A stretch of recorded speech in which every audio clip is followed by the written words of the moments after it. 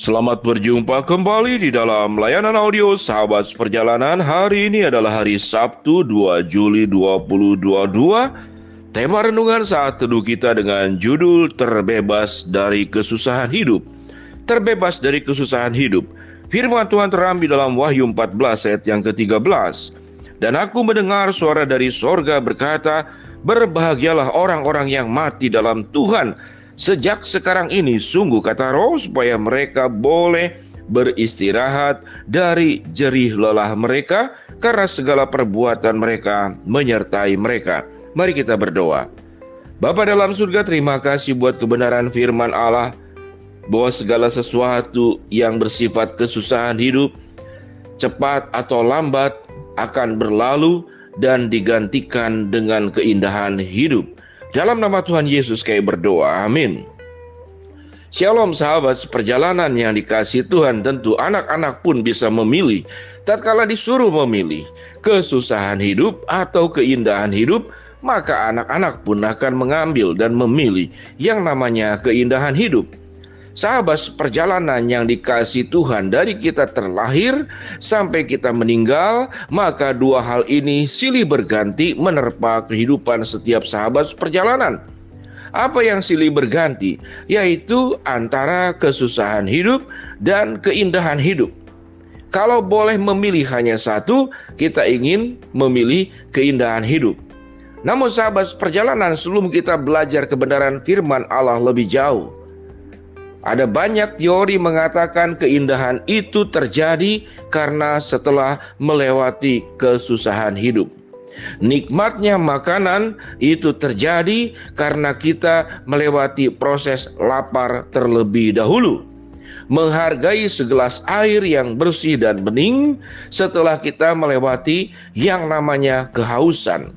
Sebuah piala yang diraih menjadi sebuah keindahan karena sebuah proses panjang dari latihan, melewati pertandingan, melewati berbagai macam latihan yang sangat berat, lalu kemudian kita meraihnya, maka itu adalah keindahan hidup.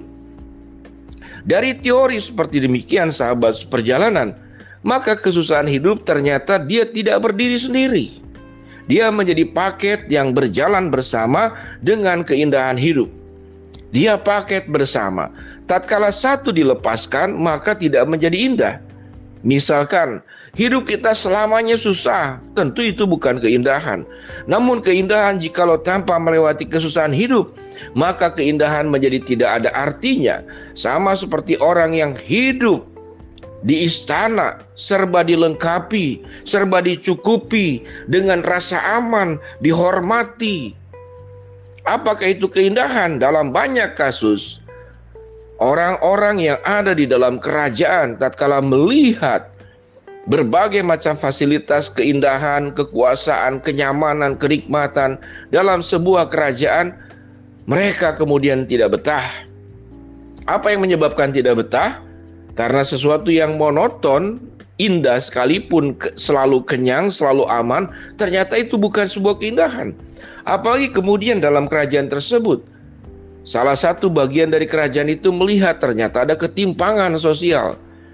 Di luar kerajaan itu rakyat menderita, berjuang, bersusah payah. Lalu salah seorang dari kerajaan ini mengatakan, sesungguhnya siapa orang-orang yang luar biasa itu? Apakah saya yang ada dalam kerajaan, atau mereka rakyat biasa yang berjuang untuk hidup, untuk mendapat sesuatu, maka melewati perjuangan yang sangat berat. Sementara kami yang ada di kerajaan, hanya dengan membuka mulut, makanan tersedia. Hanya dengan mengangkat tangan, bantuan, dukungan segera berdatangan untuk menolong setiap kita masing-masing. Sehingga dengan demikian sahabat seperjalanan, mari kita melihat dua bagian dalam hidup kita yang namanya kesusahan hidup dan keindahan hidup itu secara proporsional dalam terang kebenaran firman Allah. Allah pun melakukan perkara yang sama. Apa yang firman Tuhan katakan? Dan aku mendengar suara dari sorga berkata, "Berbahagialah orang-orang yang mati dalam Tuhan. Sungguh sejak sekarang ini," kata Roh, "supaya mereka boleh beristirahat dari jerih lelah mereka." Jadi jerih lelah yang ada ini pada akhirnya akan diakhiri dan akan menemukan keindahan. Keindahan tentu adalah tatkala kita berjalan bersama dengan Tuhan dalam hidup dan mati kita. Tuhan senantiasa memberikan keindahan sesusah apapun hidupmu. Tatkala kita masih dalam kesusahan, bahkan belum meraih keberhasilan, itu juga sudah menjadi sebuah keindahan. Mengapa? Karena engkau tidak melewati kesusahan dengan perjuangan hidupmu sendiri. Ada Allah yang menyertai, ada Allah yang menolong, ada Allah yang bisa mengubah air menjadi anggur, ada Allah yang bisa membelah laut teberau, ada Allah yang bisa mengirimkan mana sorgawi, ada Allah yang adalah gembala yang agung tatkala engkau menghadapi serigala, singa, dan berada dalam lembah kekelaman. Gadamu dan tongkatnya Tuhan yang akan menghibur kita. Sahabat seperjalanan, kalau secara demikian maka kita bisa menyimpulkan bahwa hidup ini sesungguhnya adalah sebuah keindahan. Di dalam kesusahan pun kita mengalami keindahan. Apalagi kita mengalami sebuah keberhasilan hidup, baik dalam dunia ini maupun langit dan bumi baru yang kita akan terima setelah kita meninggal nanti. Mendengar suara dari sorga dan berkata, berbahagialah orang-orang yang mati di dalam Tuhan. Sungguh sekarang sejak sekarang ini, kata roh, supaya mereka boleh beristirahat dari jerih lelah mereka dan segala perbuatan mereka menyertai mereka. Apa yang Alkitab katakan? Supaya mereka boleh beristirahat dari jerih lelah mereka. Sahabat seperjalanan, ada masanya dan saatnya kita beristirahat. Orang-orang yang meninggal selalu disebut dengan di batu nisannya RIP, rest in peace, beristirahat dalam kedamaian, beristirahat dalam keindahan. Tentu kita tidak ingin cepat-cepat, bukan dipanggil Tuhan supaya kita bisa beristirahat dalam keindahan, beristirahat dalam kedamaian. Dengan demikian sahabat seperjalanan, apa yang kita pelajari dalam layanan audio sahabat seperjalanan pada hari ini? Yang kita pelajari adalah lihatlah dalam hidup ini segala sesuatu secara seimbang.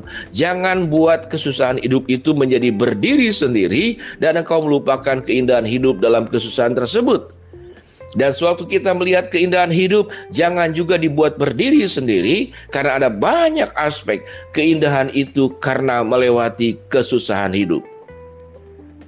Keberhasilan itu karena melewati sebuah proses panjang dalam perjuangan. Mari kita menghargai. Kita kemudian melihat secara jernih. Tatkala kita melewati kesusahan hidup, ada keindahan di dalamnya.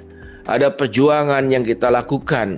Tatkala kita mendapat keindahan, kita bisa bersyukur atas segala kebaikan dan penyertaan Tuhan.